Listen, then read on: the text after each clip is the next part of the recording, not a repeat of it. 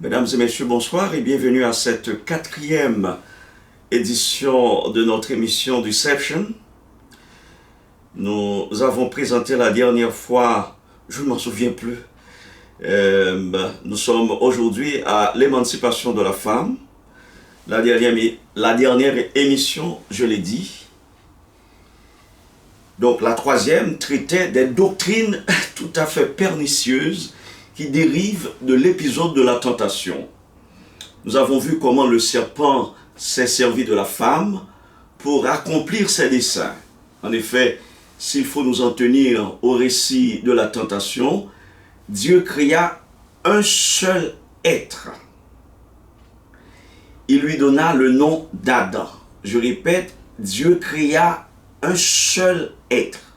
Quand Dieu dit « faisons l'homme à son image », à notre image et à notre ressemblance, c'est le style direct. Quand Dieu dit « faisons l'homme à notre image et à notre ressemblance », quand il prit de la poussière de la terre et forma une forme humaine, il en sortit un homme, un seul homme.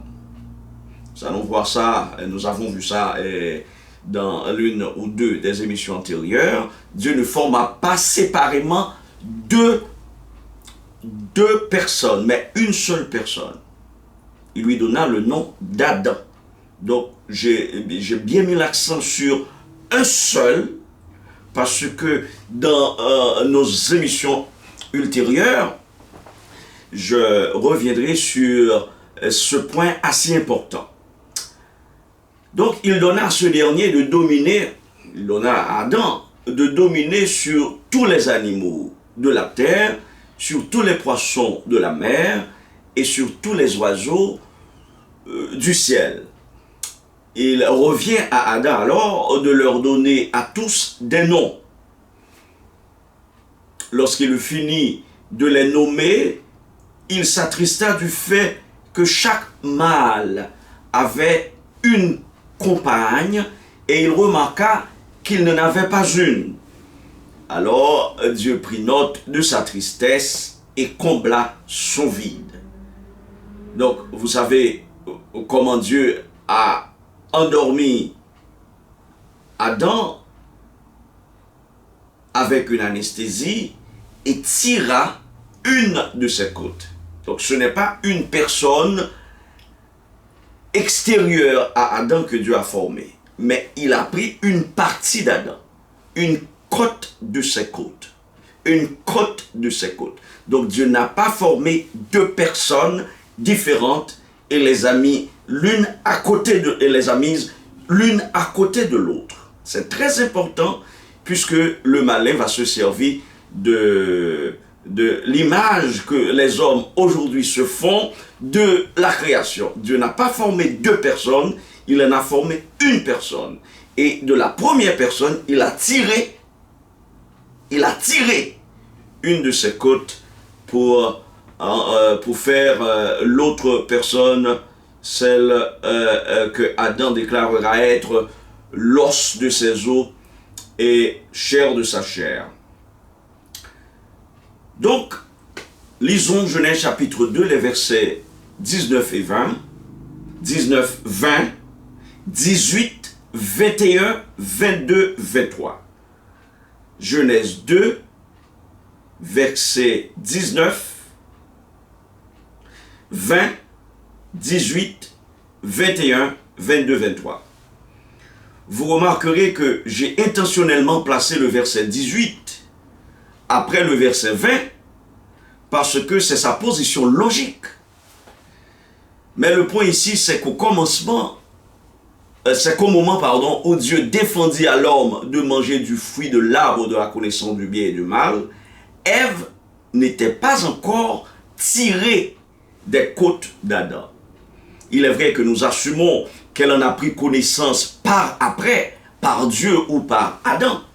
De toute façon, c'est Adam qui avait reçu le droit de gestion du jardin et en conséquence, toute question devrait lui être adressée. Cependant, de façon surprenante, le malin a choisi de s'adresser à la femme qui n'avait pas le droit de gestion en dépit du fait que le gestionnaire Adam n'avait aucun empêchement.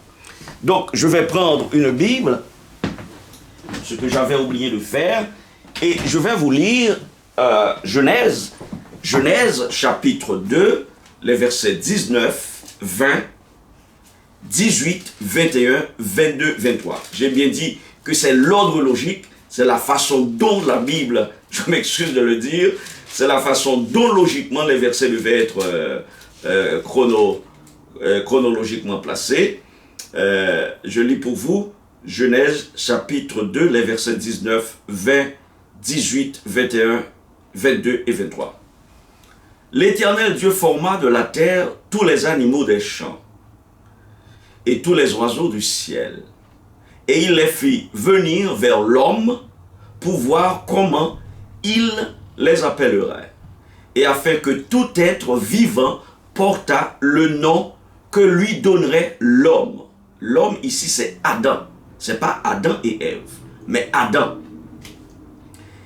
Et l'homme donna des noms à tout le bétail, aux oiseaux du ciel et à tous les animaux des champs, mais pour l'homme, il ne trouva point d'aide semblable à lui. Nous revenons au verset 18 maintenant. L'Éternel Dieu dit, vous voyez pourquoi j'ai dit que l'ordre logique, c'est de lire 19, 20 et 18, 21, 22 et 23. L'Éternel Dieu dit, il n'est pas bon que l'homme soit seul.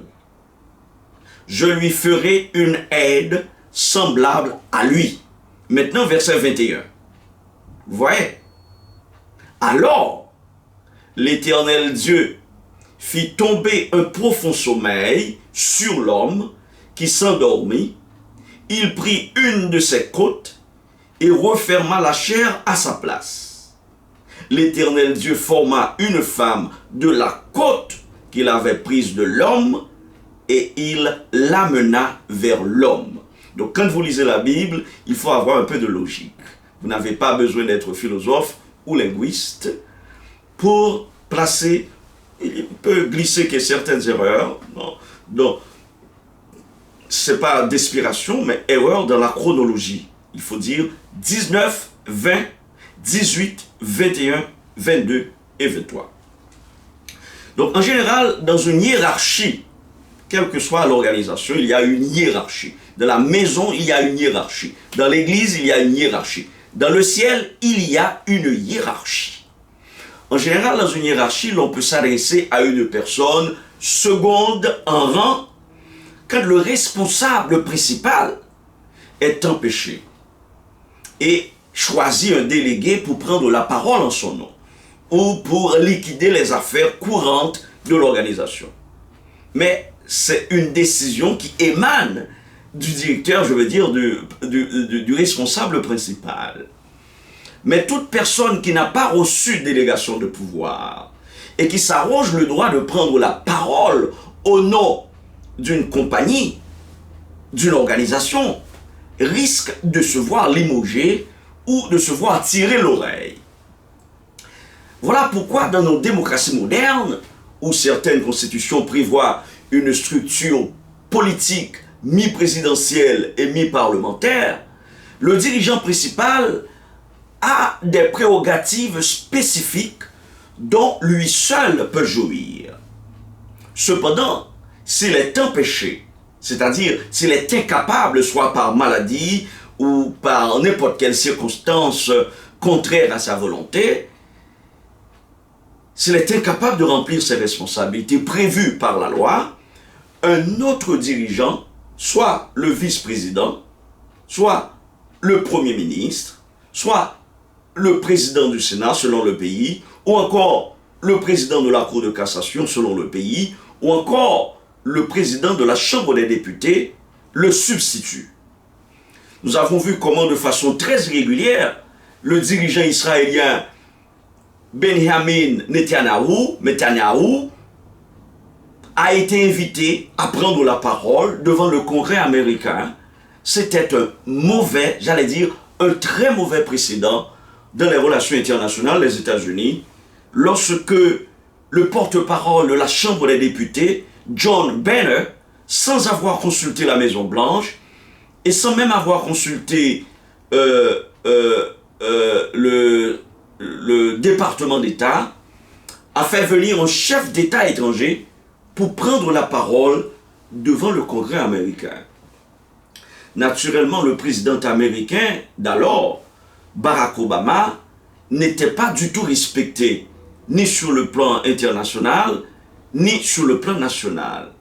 Si vous voulez, vous pouvez regarder ses visites à l'étranger, comme en Arabie Saoudite par exemple. Il n'était pas reçu comme un chef d'État. Et il n'y avait rien d'ailleurs, le président américain n'avait rien d'ailleurs qu'il eût pu faire pour remédier à cette situation. Cela veut dire pour empêcher que le premier ministre Netanyahou d'Israël prenne la parole devant le Congrès américain. De toutes les façons, le point ici, c'est que le protocole diplomatique n'a pas été suivi. Et l'image du pays a été ternie quelque peu. La procédure normale, c'est que le dirigeant israélien devrait s'adresser à son homologue américain. Son homologue américain, qui est le président américain, qui passerait le dossier au département d'État, c'est-à-dire au ministre des Affaires étrangères, au ministère des Affaires étrangères. Le ministère des Affaires étrangères remettrait le dossier au Congrès.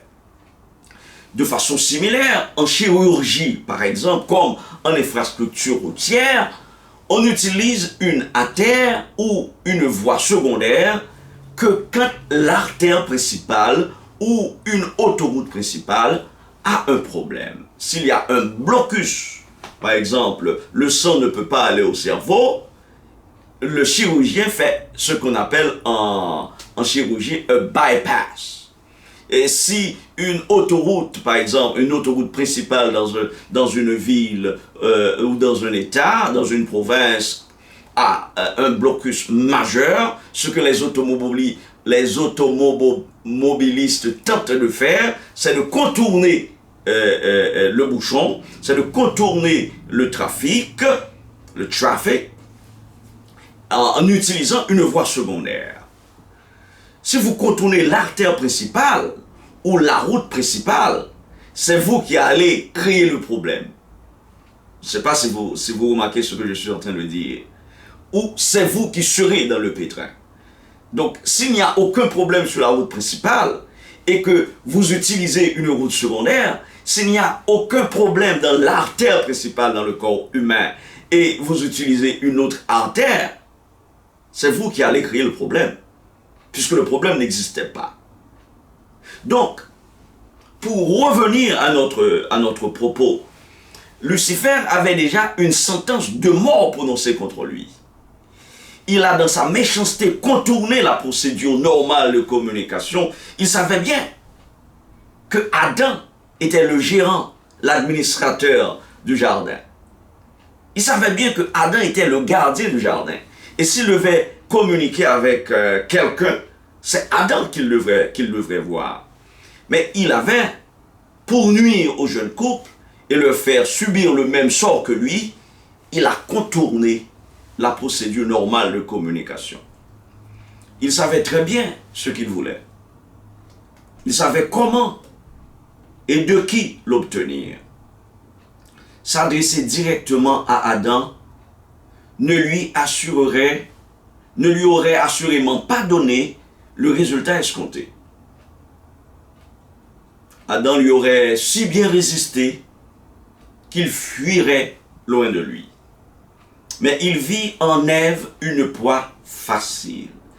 Il vit en Ève un esprit malléable, un agent favorable à une révolution non violente. Ce qu'il n'a pu obtenir dans le ciel par la force, du moins pensa-t-il, il va l'obtenir sur la terre par la ruse et par personne interposée. Il va aussi amplifier la révolte qu'il a commencée dans le ciel, d'où il a été chassé. Mais revenons au récit de la Genèse, et précisément dans Genèse 3, le verset 5. Nous lisons, mais Dieu sait que le jour où vous en mangerez, vos yeux s'ouvriront et vous serez comme des dieux connaissant le bien et le mal. Vous serez comme des dieux. Pour une étude de texte, nous soulignerons le monème comme dans la proposition subordonnée. Et que vous serez comme des dieux. Que vous serez comme des dieux. Je souligne comme. Nous avons déjà rencontré ce terme dans un épisode antérieur à l'épisode de la tentation. C'était bien dans le ciel quand Lucifer se rebella contre Dieu. Voici ce qu'il conçut dans son cœur. Il dit, tu disais, le texte dit, tu disais en ton cœur, je monterai au ciel, j'élèverai mon trône au-dessus des étoiles de Dieu. Je m'assiérai sur la montagne de l'assemblée, à l'extrémité du septentrion. Je monterai sur le sommet des nues, je serai semblable au Très-Haut. Mais tu as été précipité dans le séjour des morts, dans les profondeurs de la fosse. Le terme semblable que nous rencontrons ici dans ce texte, quand c'est pas le serpent, quand Lucifer, quand il était dans le ciel, son nom était Lucifer, il dit, je serai semblable au Très-Haut. Il y en a qui pensent que Satan disait que j'élèverai mon trône au-dessus du trône de Dieu. Il n'y a pas un trône au-dessus du trône de président, de roi. Si vous renversez le roi, il faut prendre son siège. Alright. Donc, ce que je suis en train de faire, c'est que Satan n'avait pas l'intention de renverser Dieu, mais de prendre son siège. Il voulait tout simplement être égal à Dieu, comme Dieu. Voilà pourquoi il voulait mettre son trône au-dessus des étoiles de Dieu. Cela veut dire au-dessus des anges de l'armée céleste et être semblable à Dieu et être égal à Dieu. Voilà ce qu'il voulait faire. Il n'avait pas en tête de renverser Dieu. Non. Il avait en tête d'avoir un gouvernement opposé à celui de Dieu. Devenir comme des dieux représente une promotion telle que la femme en avait un vertige anticipé. En fait, de sa position seconde après Adam, elle supplanterait son époux, qui était le gérant du jardin. Donc, je ne sais pas si vous comprenez ce que je suis en train de faire. Maintenant, Satan tire Ève et la met en premier plan. Alors que Dieu avait mis Ève en second plan. Cela veut dire qu'il dépendait d'Adam. Adam était le gérant du jardin. Adam était le porte-parole de la terre. Donc s'il fallait s'adresser à quelqu'un, c'est à Adam qu'il fallait s'adresser. Or, ce que le serpent est en train de faire, il a fait l'inverse de ce que Dieu a fait. Il a mis Ève en premier plan et Adam, absent, naturellement, est au second plan. Donc, en proposant à Ève de manger du fruit qui la rendrait semblable, comme des dieux, semblable, c'est le même terme que comme, elle supplante Adam, et elle supplanterait également les anges qui sont dans l'ordre hiérarchique supérieur à Adam, et finalement, le fruit la rendrait semblable à Dieu. C'est une promotion extraordinaire. À l'analyse, nous comparons cette situation à la situation de quelqu'un qui souffre d'une maladie incurable et qui s'attelle à une tâche ardue de la transmettre à autant de personnes que possible. Donc, un décret de mort a déjà été pris contre Lucifer. Il sait que le temps est scellé pour lui, pour son exécution. Il sait qu'il va être exécuté, mais il cherche à prendre dans sa rébellion autant de personnes que possible pour purger pour l'aider à purger sa peine. Mais cela ne va pas calmer la fureur du feu que Dieu va faire pleuvoir sur lui. Au contraire, il va payer de plus lourdes conséquences puisqu'il a amplifié son mouvement de révolte. Mais revenons à l'épisode de Satan, à l'épisode où Satan, le serpent, se fait passer pour un émancipateur. En effet, Ève le prend pour rien de moins, puisqu'elle a obéi à sa voix, de préférence à celle de Dieu son Père. Et comme j'en ai déjà parlé, Satan a profité de ce premier contact pour asseoir les bases des principales doctrines que la Bible appelle des doctrines de démons, celles que nous étudions aujourd'hui. Ne l'oublions pas, c'est le féminisme. Vous pouvez l'appeler l'émancipation de la femme ou le mouvement de libération de la femme. Dans l'ère moderne, les historiens font remonter le mouvement féministe de la seconde moitié du 19e siècle, quand le terme apparaît pour la première fois sous la plume d'un Français du nom de Alexandre Dumas. Alexandre Dumas, fils. Cependant, des auteurs dénonçaient déjà, à la fin du Moyen-Âge, la place accordée aux femmes dans la société. À partir de ce moment, les femmes affichent un discours suffisamment cohérent revendiquant l'égalité. L'égalité civile, l'égalité civique par rapport aux hommes. Les revendications n'ont pas toujours été les mêmes. Voilà pourquoi les historiens divisent l'histoire du féminisme en 3 périodes. La première vague englobe la fin du 19e siècle et le début du 20e siècle et s'articule autour des revendications relatives au droit de vote, au droit à l'éducation et aux conditions de travail pour les femmes comme pour les filles. La deuxième vague, qui s'étend de 1960 à 1980, dénonce l'injustice des lois, mais aussi les inégalités culturelles concernant particulièrement le rôle de la femme dans la société. La troisième période s'échelonne sur la fin des années 1980 et le début des années 2000 et constitue la continuation de la période précédente qu'elle considère être un échec. En un mot, les féministes vont s'atteler à une tâche encore plus ardue pour s'assurer que les revendications concernant l'injustice des lois, les inégalités culturelles et le rôle de la femme dans la société soient satisfaites cette fois-ci.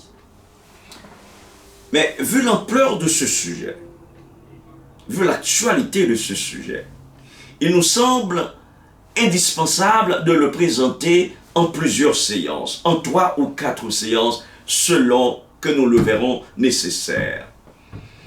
La première va devoir se consacrer exclusivement à la première vague historique du mouvement féministe. Les féministes réclamaient à ce moment-là le droit de vote, le droit à l'éducation et à l'amélioration des conditions de travail pour les femmes et pour les filles. Quel est donc le contexte dans lequel les femmes revendiquaient ces droits? Tout le monde est d'accord, je parle d'une façon générale, je veux dire d'une façon globale. Global, cela veut dire sur toute la planète. Tout le monde est d'accord que les femmes ont joué un rôle primordial, un grand rôle dans la Révolution française de 1789, aussi bien que dans la Révolution de 1848, dans la défense de Paris. Vous pouvez regarder les films qui ont été réalisés sur ce point. Et le rôle que les femmes ont joué dans la défense de la Commune en 1870 et 1871. Mais on leur réserve toujours une place à la maison. On a toujours réservé aux femmes une place à la maison, dans le ménage, non dans la cité, et encore moins à la tribune d'une assemblée. Cette situation qui leur confère une position de second rang, du moins se pense-t-elle, leur cause d'énormes frustrations. C'est ainsi que petit à petit, elles se sont organisées aux États-Unis par exemple pour obtenir le droit de vote, le droit à l'éducation, le droit à l'amélioration de leurs conditions de travail.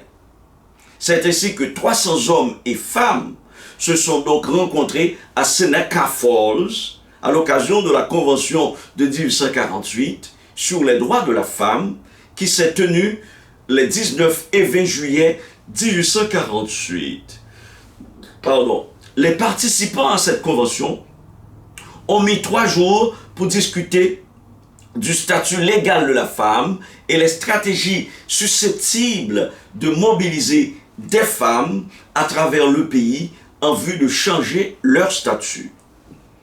Les participants ont paraphé un document appelé The Declaration of Sentiment qui dénonça les injustices sociales dont étaient victimes les femmes. Parmi ces injustices, on peut mentionner l'impossibilité des femmes d'être propriétaires, le rôle secondaire par rapport aux hommes et leur manque de droits politiques. 2 ans plus tard, les féministes ont organisé la première convention nationale sur les droits de la femme dans l'État du Massachusetts. Cette convention fut l'occasion pour des femmes comme Lucretia Mott, Sojourner Truth, le cerveau de la Déclaration of the Declaration of Sentiment, Elizabeth Cady Stanton et Susan B. Anthony de se rencontrer et de fonder en 1869 la National Women's Suffrage Association. Mais antérieurement à tous ces mouvements de revendication, mouvements relatifs à l'émancipation de la femme, il est intéressant de mentionner la contribution des sœurs Fox dont l'initiation dans le spiritisme ne doit pas être écartée du mouvement féministe. Les sœurs Fox sont donc considérées par les historiens comme les pionnières du spiritisme aux États-Unis. Mais que s'est-il passé effectivement avec les sœurs Fox? L'histoire rapporte que le 31 mars 1848, 3 sœurs, Leah, Margaret et Kate, qui vivaient à Hydesville, près de la ville de Rochester, dans l'État de New York, ont entendu d'étranges bruits dans leur maison.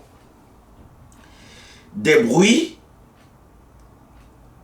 qui ressemblaient à des coups portés dans un mur. Inquiètes, elles ont appelé leur père, David Fox, un pasteur méthodiste.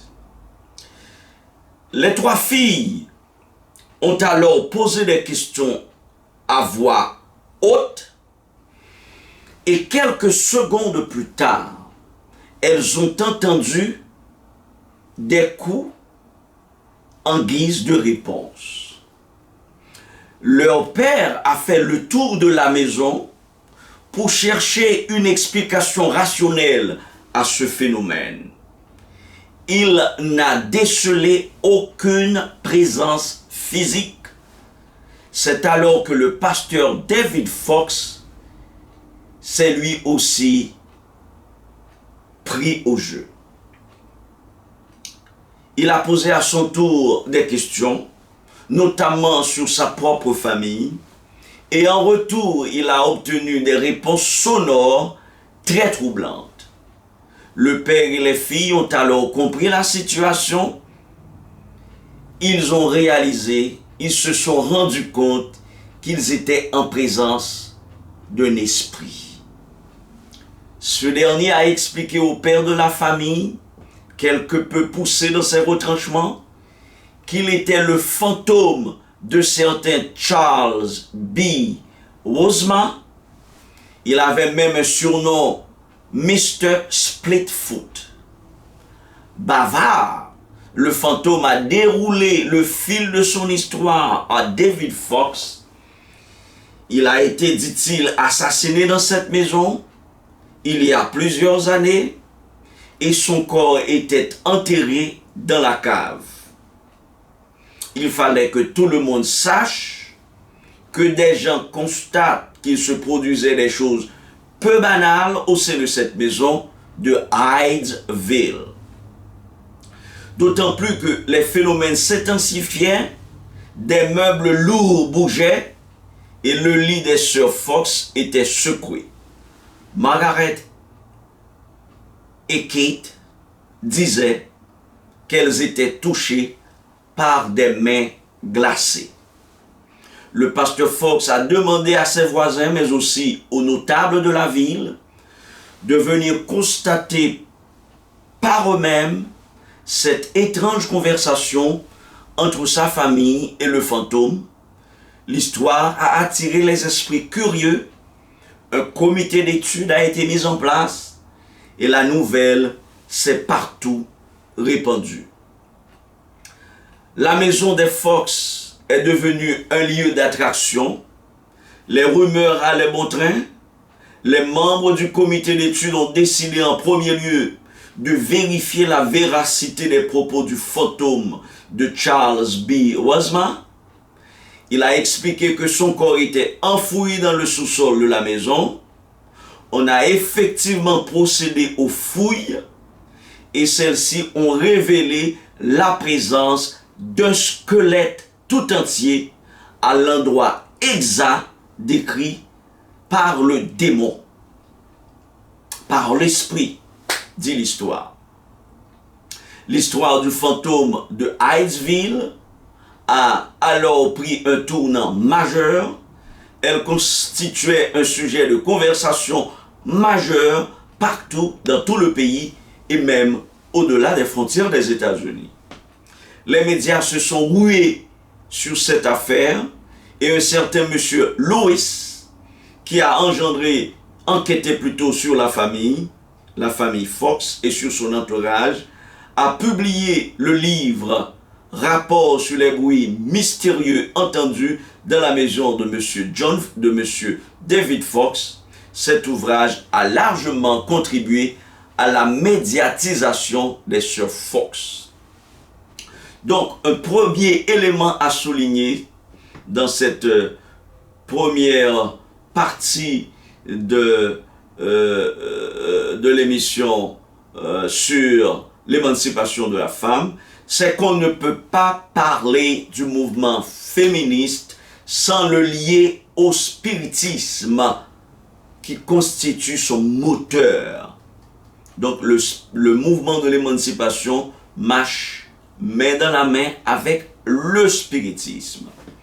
Mais le mouvement spirito-féministe n'a pas commencé le 31 mars 1848 avec les sœurs Fox, ni avec Elizabeth Cady Stanton, ni avec Susan Anthony. Le mouvement spirito-féministe tire son origine en Éden, dans l'épisode de la tentation où Ève communiqua avec un démon qui cacha sa véritable identité dans le corps physique de serpent, comme ce démon qui cacha son identité dans le soi-disant cadavre de Charles B. Wozma. Mesdames et messieurs, merci de votre temps, merci de votre attention. N'oubliez pas de marquer votre passage sur ma page Facebook ou sur YouTube avec un commentaire ou tout simplement avec un thumb down et préférentiellement avec un thumb up. Au revoir et à bientôt.